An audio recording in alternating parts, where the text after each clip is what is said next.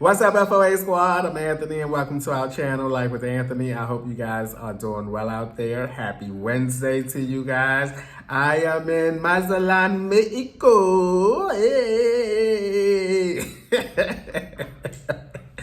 I wanted to come on today and walk you guys through my journey of getting here to Mazatlan, Mexico, because there were some hiccups along the way.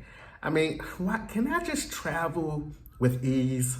Can I just please, one time, travel with ease? But this is my first time flying since COVID, so I haven't flown anywhere in about 3 years. So I was a little rusty at it, okay? Well, starting this journey off, I made 2 mistakes right out the gate. Right out the freaking gate, I made 2 mistakes.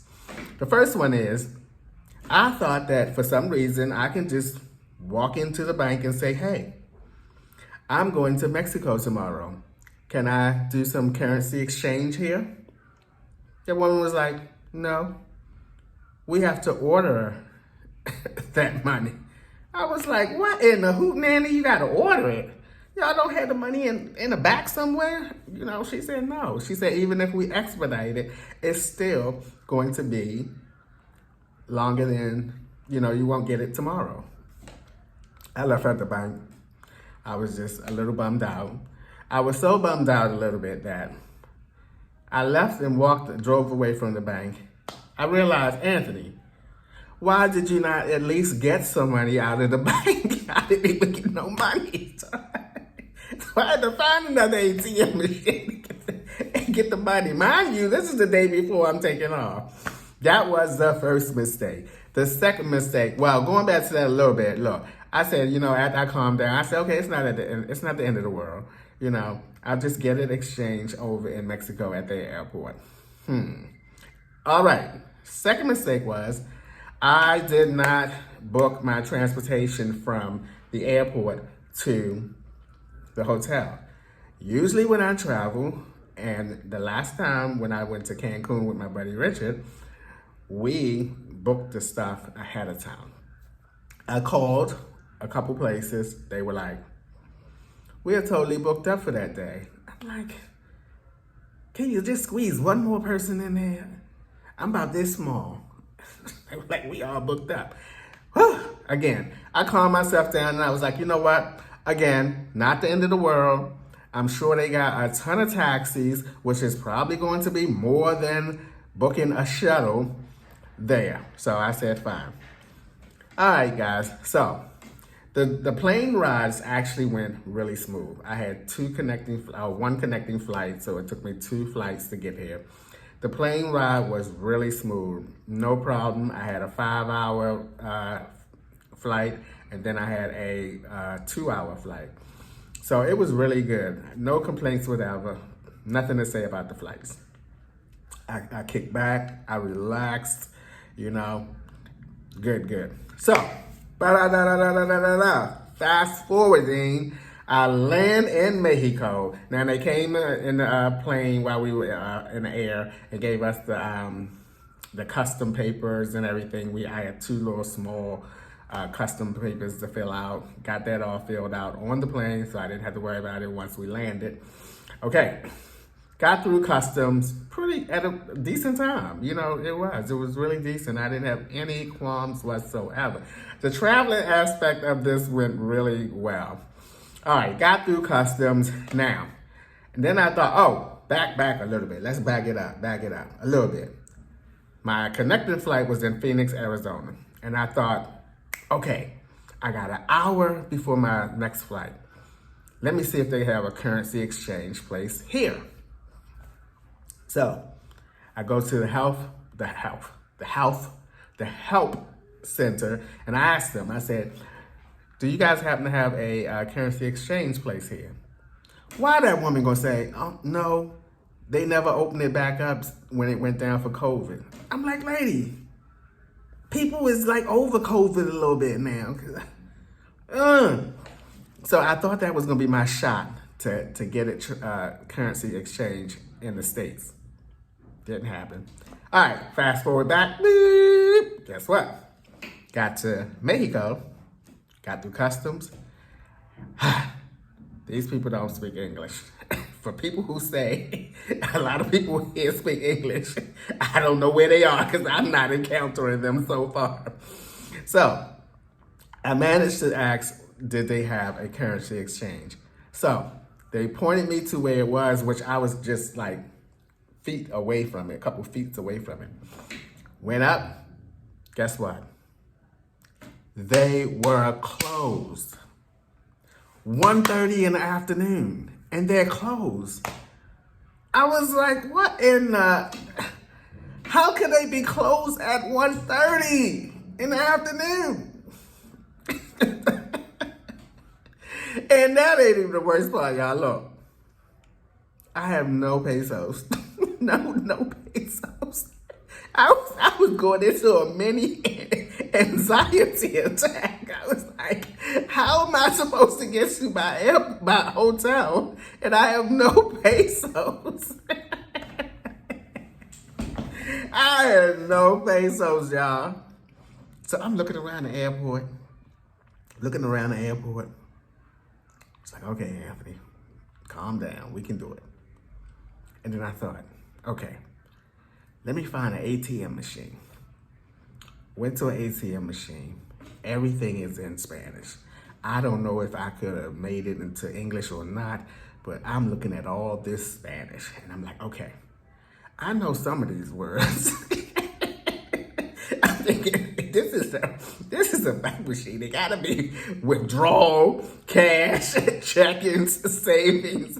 I should know some of these words. I know these little buttons where they are in English. Right? So I'm up there, I'm looking. I wait. Another American guy came. I said, oh, you can go first. So he looked. And I was kind of looking over his back though, but I didn't want the man to think I was trying to get his number or nothing. No, I was just trying to see, where he pressing stuff, So I'm looking. So then he left. I didn't want nobody behind me, cause I'm gonna be a while. I'm gonna be a while. So boy, I got that card in there. Doo-doo. Then I'm thinking, oh God, how much should I get out? Cause I got my money with me, so I don't need a lot. I just need enough to get me to the hotel. So I pressed 500. 500 pesos is what I wanted. Now here's my confusion. I don't know how my bank is going to translate this. I'm in Mexico, I'm using my card, yada, yada, yada. I made sure that I printed out, got a little printout, because I might have to take this to my bank when I get back and show them that these are the transactions I made. So, anywho, that wasn't my concern. I got 500 pesos, which is not a lot. That's like, what, $25? So I'm thinking, I hope this shuttle or taxi is not more than $25. Or I'm going to go back to that goddamn ATM machine and get some more. So then I started walking around the hotel, and then I saw this place. Everything is in Spanish, of course. And I saw the word taxi, or it looked like taxi, because some Spanish words is very close to English words, so you can put it together. So it looked like taxi to me. So I went, got in line, and thankfully the girl spoke a little bit of English. And I said, I want to, how do I get to here to my hotel?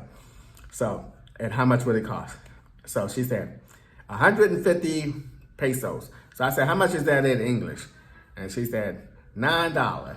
I said, whoo, Lordy, yes, $9. That's cheap.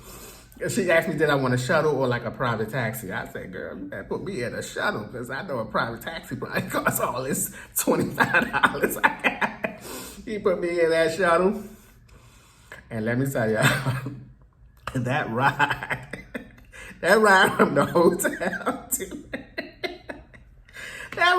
the hotel, from the airport to the hotel, I thought, Jimmy D. Christmas. I said, I hope this scenery gets better.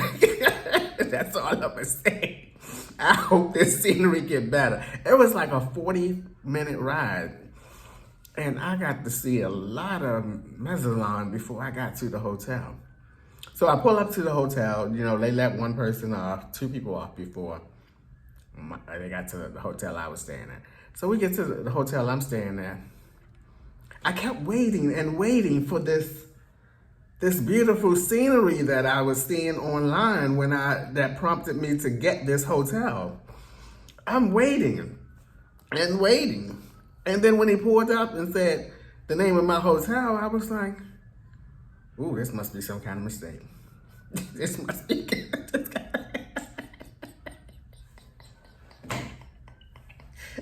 I was thinking to myself, this has got to be some kind of mistake. This is not what I see online.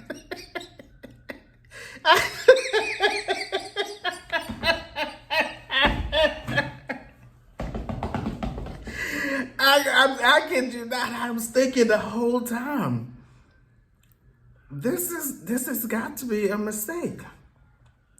So I get out, and the hotel was across the street, so I gotta make my way across this busy street. I get there, I go to the hotel. Hotel looks nice, I'm not gonna lie. If I'm lying, I'm flying, and I can't fly. The hotel did look nice when I walked into it, the lobby part. Had a little water thing going on over there, couple people. So I get up there, and the guy can hardly speak English, once again. And at this time, I didn't have my translator app on my phone. I was typing Google, regular Google, how do you? So, fast forward, he gave me a room.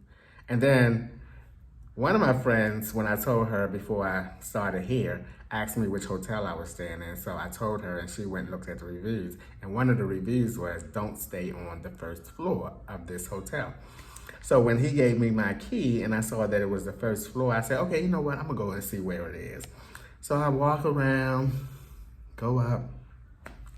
It's right there outside of the construction they're doing outside.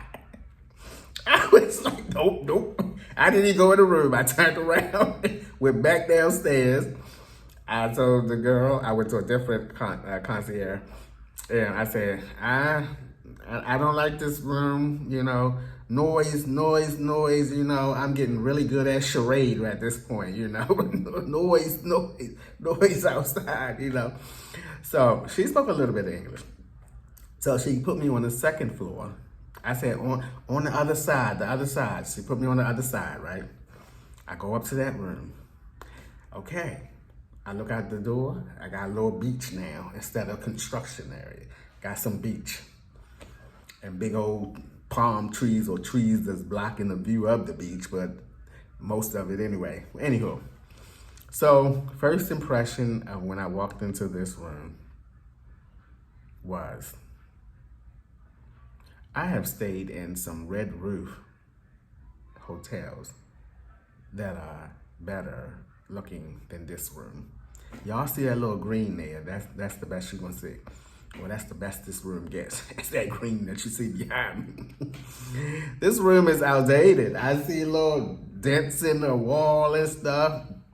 It's like, oh my heavens.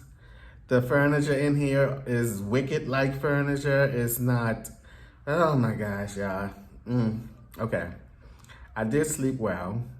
I woke up with a little ache in my back, though. I was like, ooh, what's going on here? And I don't know if y'all can see that bed, but I'm not even going to give y'all a tour of this room because it's... Anywho, I'm here, you guys. I made it safely. I did communicate late last night on the community page that I am here, and so if you don't keep up with the community page, I say this all the time in this case, that's where I go and give updates on certain things, and that's probably where I'm going to be updating throughout this trip if it's something that I want to relate to you guys without making a full video.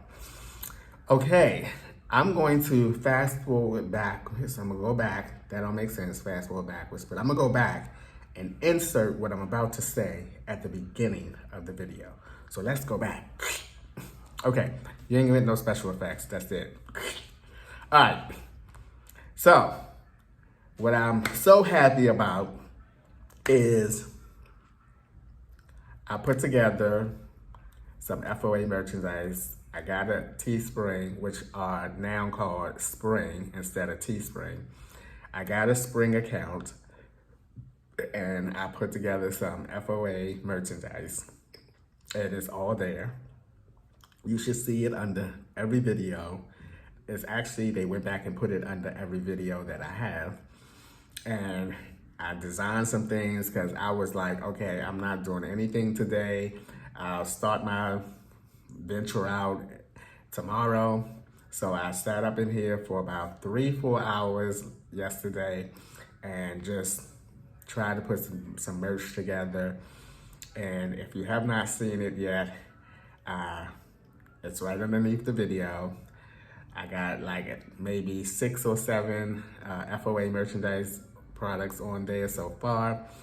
And I hope that you guys like them. The logos that I'm going to be using are going to be very simple. You know, as everything else is with myself and our community, I like to keep it simple, you know. But I'm really, really happy at the way the merchandise looks.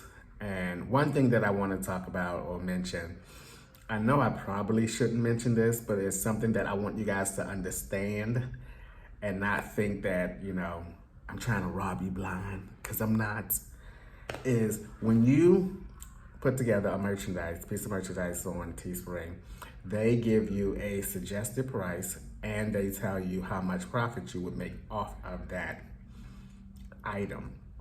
So in other words, if I make the items too low, then I don't make a profit. It's 2 people that's involved in this whole process. Teespring or Spring and myself. Spring gets the majority of the money, of course, because they're doing, and rightfully so, because they're doing the most work. You know, all I'm doing is putting a design on different products and clicking and writing a description and click launch and voila, my part is done. They are doing most, so rightfully so, they should get the majority of the earnings. So I just want you guys to understand that what you see is allowing me to make a little bit of money. And when I say a little bit of money, I mean like $6 here. I don't think anything that I have on there is making me personally more than $8 per item, okay?